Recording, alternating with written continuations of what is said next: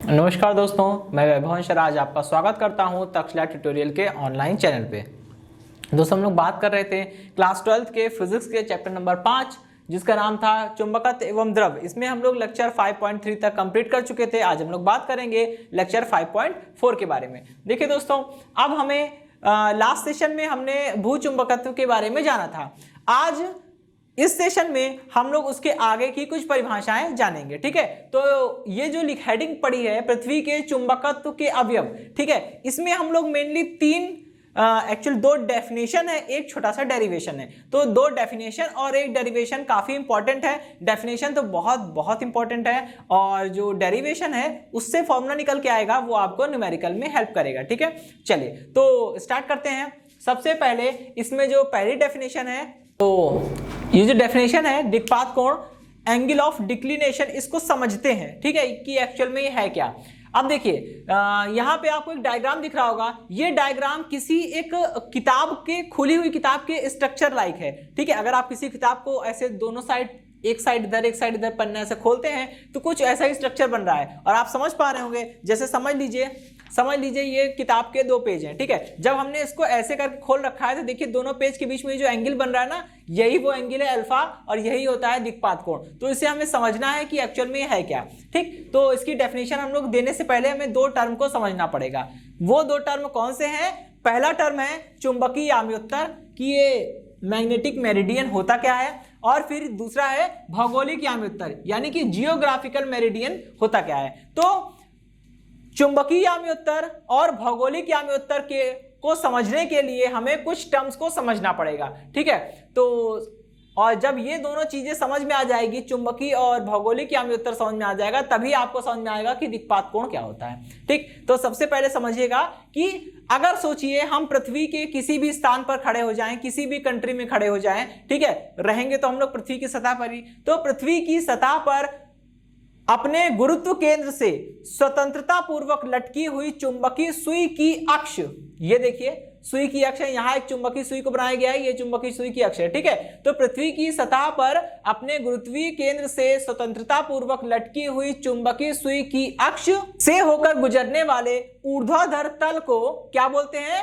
चुंबकीय याम्योत्तर बोलते हैं। ठीक है, इसी प्रकार पृथ्वी की सतह पर स्थित किसी बिंदु पर भौगोलिक उत्तर और भौगोलिक दक्षिण को मिलाने वाली रेखा से गुजरने वाले ऊर्ध्वाधर तल को क्या बोलते हैं? भौगोलिक याम्योत्तर।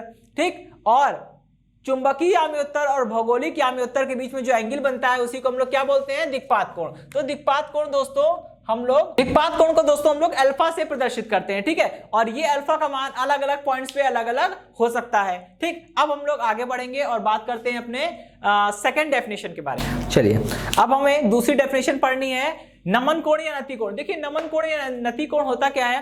कहते हैं कि आपको अभी हमने लास्ट वाले सेशन में बताया था कि पृथ्वी की सतह पर टोटल ऐसे 4 पॉइंट मिलते हैं जहां चुंबकीय सुई पृथ्वी की सतह के या तो समांतर होती है या लंबवत होती है। ठीक है, इसके अलावा कोई भी 5 पॉइंट आपको मिलने से रहा। ठीक, तो अगर हम इन 4 पॉइंट को छोड़ दें तो इन चारों पॉइंट को छोड़ के पृथ्वी की सतह पे आप कहीं भी जाएंगे, चुंबकीय सुई हमेशा क्षैतिज के साथ कुछ कोण पर झुकी हुई मिलेगी। जैसे मान लीजिए ये क्षैतिज है तो ये कुछ कोण पर क्षैतिज से झुकी हुई है। तो ये जो एंगल बनेगा, मतलब कि किसी स्थान पर, पृथ्वी की सतह पर स्थित किसी भी स्थान पर अपने गुरुत्व केंद्र से स्वतंत्रता पूर्वक लटकी चुंबकीय सुई जो है वो हमेशा क्षैतिज के साथ थीटा कोण बनाती है। और जब वो क्षैतिज के साथ थीटा कोण बनाती है तो ये जो एंगल बनता है इसी को हम लोग क्या बोलते हैं? नति कोण या नमन कोण। ठीक, चलिए, तो यहां पे इसकी डेफिनेशन हम लोग इस तरह से दे सकते हैं कि पृथ्वी का चुंबकीय क्षेत्र, ठीक है, कुछ बिंदुओं, मतलब कि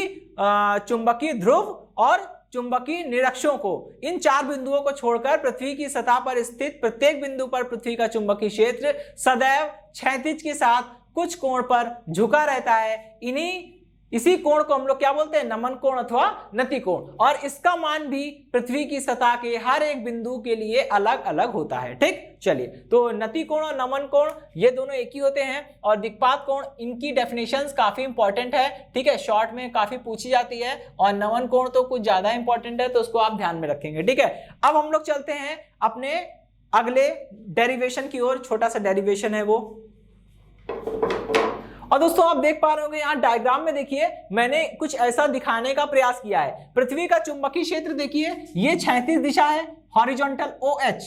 OH क्या है दोस्तों? क्षैतिज दिशा है। हॉरिजॉन्टल के साथ ये थीटा एंगल बना रहा है, और हॉरिजॉन्टल के साथ ये थीटा एंगल बना रहा है। आप इसको रिजॉल्व कर सकते हैं। इसको पृथ्वी के चुंबकीय क्षेत्र को हम लोग क्षैतिज और ऊर्ध्वाधर दो भागों में वियोजित कर सकते हैं, ठीक। और वही हमें अगले डेरिवेशन में करना है, ठीक है। तो ये पृथ्वी का चुंबकीय क्षेत्र है, क्षैतिज के साथ थीटा कोण पर झुका है। इसी को हम लोग क्या बोलते हैं? इसी को हम लोग बोलते हैं नति कोण या नमन कोण, ठीक। अब देखिए यहाँ पे ये डायग्राम जो देख रहे हैं, पृथ्वी का चुंबकीय क्षेत्र क्षैतिज के साथ थीटा कोण पर झुका है। और आप जानते हैं कि पृथ्वी का क्या, किसी भी चीज का, लेकिन अगर चुंबकीय क्षेत्र की हम लोग बात करते हैं तो चुंबकीय क्षेत्र क्या है? एक सदिश राशि है, मतलब एक वेक्टर है। वेक्टर है तो हम उसे रिजॉल्व कर सकते हैं क्षैतिज दिशा में और ऊर्ध्वाधर दिशा में। तो क्या करेंगे हम लोग? पृथ्वी के चुंबकीय क्षेत्र को क्षैतिज और ऊर्ध्वाधर दो दिशाओं में वियोजित करेंगे, ठीक। तो पहला जो हॉरिजॉन्टल कंपोनेंट आता है इसको लिखते हैं H। H is equal to BE cos theta, ठीक है। इसको लिखते हैं हम लोग BE cos theta, BE cos theta, ठीक है। और इसी प्रकार हम लोग इसका ऊर्ध्वाधर घटक लेंगे, तो ऊर्ध्वाधर घटक लेंगे यानी वर्टिकल कंपोनेंट लेंगे, तो कितना हो जाएगा? ये हो जाएगा BE sin थीटा, ठीक है। चलिए ये इक्वेशन नंबर 1, ये इक्वेशन नंबर 2।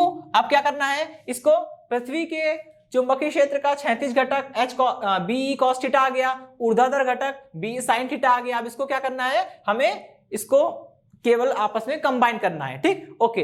और आप जानते होंगे घटक लेने का एक शॉर्टकट तरीका आपको 11वीं क्लास में बताया गया होगा, ठीक है, कि जिधर से कोण बने, देखिए ये वेक्टर है, ठीक है, ये वेक्टर है BE। इस वेक्टर को दो भागों में तोड़ना है, पहला भाग ये ऊर्ध्वाधर, दूसरा भाग ये क्षैतिज, ठीक है। तो क्या करना है? इनको हमें ऊर्ध्वाधर और क्षैतिज भागों में तोड़ना है, ठीक। चलिए अब जिधर से कोण बना रहा होगा वो वाला हिस्सा हमेशा कॉस में आएगा। तो देखिए जरा इसको, ये चुंबकीय क्षेत्र जो है वो क्षैतिज के साथ थीटा कोण बना रहा है, तो क्षैतिज में जो कंपोनेंट आएगा वो कॉस आएगा, और ऊर्ध्वाधर में जो कंपोनेंट आएगा वो साइन आएगा, ठीक है। चलिए अब इक्वेशन 1 और 2 को क्या करेंगे? ऐड कर देंगे। इक्वेशन 1 का स्क्वायर करिए प्लस इक्वेशन 2 का स्क्वायर करिए, ठीक है। और ऐड कर दीजिए, कितना हो जाएगा? H square plus V square is equal to BE square cos square theta plus ये हो जाएगा BE स्क्वायर और साइन स्क्वायर थीटा। अब आप इसको एडजस्ट कर लीजिए, कितना हो जाएगा? ये हो जाएगा BE square is equal to H square plus V square, ठीक है। यहां से आप क्या कर सकते हैं? यहां से आप इसको सॉल्व कर सकते हैं। कितना आएगा? BE is equal to under root H square plus V square, equation number 3। अब क्या करेंगे हम लोग? समीकरण 1 और समीकरण 3 को हम लोग भाग कर सकते हैं, सॉरी समीकरण 1 और समीकरण 2 को भाग कर सकते हैं, ठीक है। अभी आप जरा समीकरण 3 को देखिएगा, इसकी उपयोगिता को समझिए। यहां पे देखिए, अगर आपको पृथ्वी के चुंबकीय क्षेत्र का क्षैतिज घटक यानी H का मान पता है और आपको चुंबकीय क्षेत्र के ऊर्ध्वाधर घटक यानी V का मान पता है, तो आप H और V की सहायता से कुल चुंबकीय क्षेत्र B का मान ज्ञात कर सकते हैं, ठीक है। यहां देखिए दोस्तों, मैंने एक नोटेशन यूज किया है। मैं यहां पे चुंबकीय क्षेत्र को B से नहीं लिख रहा हूं बल्कि BE से लिख रहा हूं। B मतलब चुंबकीय क्षेत्र, E मतलब पृथ्वी का चुंबकीय क्षेत्र, ठीक है। चलिए अब देखिए, यहां पे थीटा क्या था? थीटा नति कोण या नमन कोण था। ऐसा भी तो हो सकता है कि अब हमें एक फॉर्मूला ऐसा भी मिल जाए जो कि H में, V में और थीटा में हमें रिलेशन दे, ठीक। यानी पृथ्वी के चुंबकीय क्षेत्र के क्षैतिज घटक और ऊर्ध्वाधर घटक तथा नमन कोण या नति कोण थीटा के पदों में हमें जवाब दे, ठीक। तो इसके लिए हमें क्या करना होगा? इसके लिए हमें समीकरण 2 को समीकरण 1 से भाग करना पड़ेगा, ठीक है।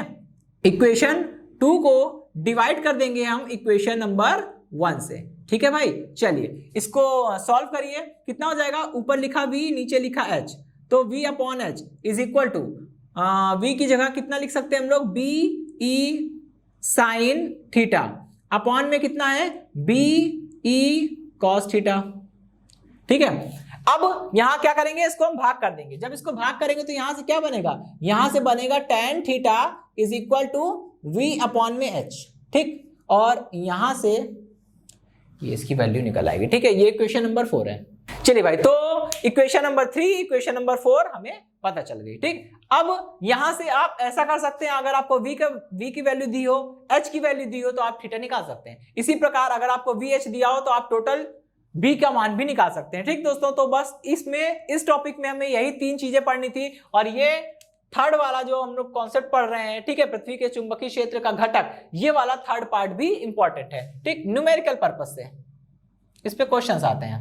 ओके दोस्तों, तो अब हम लोग इस टॉपिक को खत्म करके बढ़ेंगे अपने अगले टॉपिक की ओर। ओके दोस्तों, अब यहां देखिए हमारा जो नेक्स्ट टॉपिक है, ठीक है, वो है चुंबकीय गुणों के आधार पर पदार्थों का वर्गीकरण। पदार्थों का वर्गीकरण तो हमने खूब पढ़ा है, जैसे अगर आप फिजिक्स में पढ़े होंगे तो पदार्थों को हम लोग ब्रॉडली केवल 3 भागों में बांट सकते हैं, सॉलिड, लिक्विड, गैस, यानी ठोस, द्रव्य और गैस। ठीक है, वैसे ही अगर आप केमिस्ट्री में अगर आप देखेंगे पदार्थों का वर्गीकरण, तो पदार्थ 2 प्रकार के मिल जाएंगे। अगर उसका भौतिक वर्गीकरण करेंगे तो ठोस, द्रव्य, गैस मिलेगा, और अगर उसका रासायनिक बेसिस पे यानी कि केमिकल प्रॉपर्टी पे, रासायनिक गुणों के आधार पे आप उसका वर्गीकरण करेंगे तो आपको यौगिक, तत्व और मिश्रण, ये 3 पार्ट मिल सकते हैं। मेरे कहने का मतलब ये है कि आप पदार्थों को किस बिहाफ पर, किस चीज के आधार पर क्लासिफाई करते हैं, ये बड़ा मैटर करता है। ठीक है, ये मैटर करता है, ये महत्व रखता है कि आप पदार्थों को किस आधार पर बांट रहे हैं। तो यहां पे देखिए पदार्थों को हम किस आधार पे बांट रहे हैं, उनके चुंबकीय गुणों के आधार पर बांट रहे हैं। पदार्थों को उनके चुंबकीय गुणों के आधार पर वर्गीकृत कर रहे हैं, बांट रहे हैं। इतनी बात समझ में आ गई? ठीक है, अब देखिए पदार्थ हमारे टोटल 3 प्रकार के होते हैं। कौन सा? प्रतिचुंबकीय पदार्थ, अनुचुंबकीय पदार्थ और लौह चुंबकीय पदार्थ। प्रतिचुंबकीय पदार्थ की अगर मैं बात करता हूं तो प्रतिचुंबकीय पदार्थ वे पदार्थ होते हैं जो अगर किसी बाह्य चुंबकीय क्षेत्र में रखे जाएं तो वो क्षेत्र के विपरीत दिशा में चुंबकित होते हैं। ठीक, और इसको हम लोग इस प्रकार से भी बोल सकते हैं कि प्रतिचुंबकीय पदार्थ वे चुंबकीय पदार्थ होते हैं जिनमें अयुग्मित इलेक्ट्रॉन नहीं पाया जाता, क्योंकि अगर अयुग्मित इलेक्ट्रॉन नहीं पाया जाएगा तो इसका क्या मतलब हुआ कि सारे इलेक्ट्रॉन युग्मित होंगे, और सारे इलेक्ट्रॉन युग्मित होने के कारण ही उसमें नेट यानी कि कुल चुंबकीय द्विध्रुवागुण 0 होता है। लेकिन दोस्तों जैसे ही हम इन पदार्थों को यानी प्रतिचुंबकीय पदार्थों को जब किसी बाह्य चुंबकीय क्षेत्र में रखते हैं तो ये पदार्थ क्षेत्र की विपरीत दिशा में हल्का सा चुंबकित हो जाते हैं। ठीक है, तो इसकी हमारे 2 डेफिनेशन मिल गई कि पदार्थ को 3 भागों में हम वर्गीकृत या विभाजित कर सकते हैं। पहला प्रतिचुंबकीय पदार्थ,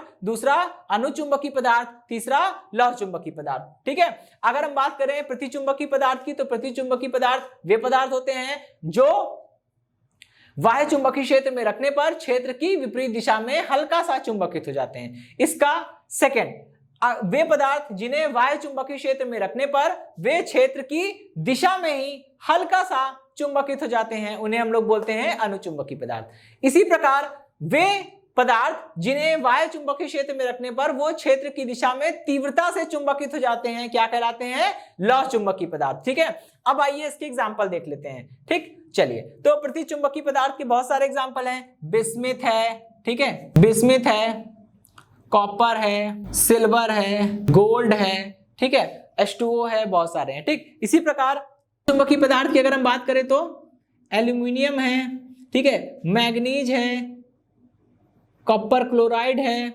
ठीक, प्लेटिनम है, बहुत सारे हैं ऐसे। ठीक, तो ये अनुचुंबकीय पदार्थ हो गए। अब लास्ट में हम लोग बात करेंगे प्रतिचुंबकीय पदार्थ, सॉरी लौह चुंबकीय पदार्थ की। तो लौह चुंबकीय पदार्थ क्या होते हैं हम बता चुके हैं, वे पदार्थ जिन्हें बाह्य चुंबकीय क्षेत्र में रखने पर वो क्षेत्र की दिशा में तीव्रता से चुंबकित हो जाते हैं, उन्हें हम लोग बोलते हैं लौह चुंबकीय पदार्थ। एग्जाम्पल बहुत सारे हैं, खुद आयरन है, ठीक है, Fe3O4 है, और बहुत सारे हैं, जितने आयरन ऑक्साइड होते हैं सारे होते हैं। ठीक है, और यहाँ पे निकिल है, कोबाल्ट है, ठीक है, ये सब क्या है? ये सब फेरोमैग्नेटिक मटेरियल है। ठीक, तो बस इतना सा कॉन्सेप्ट था कि अगर हम किसी पदार्थ को बाह्य चुंबकीय क्षेत्र में रखें और वो क्षेत्र के विपरीत दिशा में चुंबकित हो तो वो प्रतिचुंबकीय पदार्थ। इसी प्रकार अगर हम पदार्थ को चुंबकीय क्षेत्र में रखें और वो क्षेत्र की दिशा में चुंबकित हो तो वो अनुचुंबकीय पदार्थ। इसी प्रकार अगर हम उसे क्षेत्र में रखें और वो क्षेत्र के दिशा में तीव्रता से चुंबकित हो जाए तो उसे हम लोग बोलते हैं लौह चुंबकीय पदार्थ। ठीक है, तो ये 3 टाइप हो गए। चलिए, और इनके हमने एग्जाम्पल भी देख लिए। तो दोस्तों आज के सेशन में इतना ही, मिलता हूं नेक्स्ट सेशन में। धन्यवाद।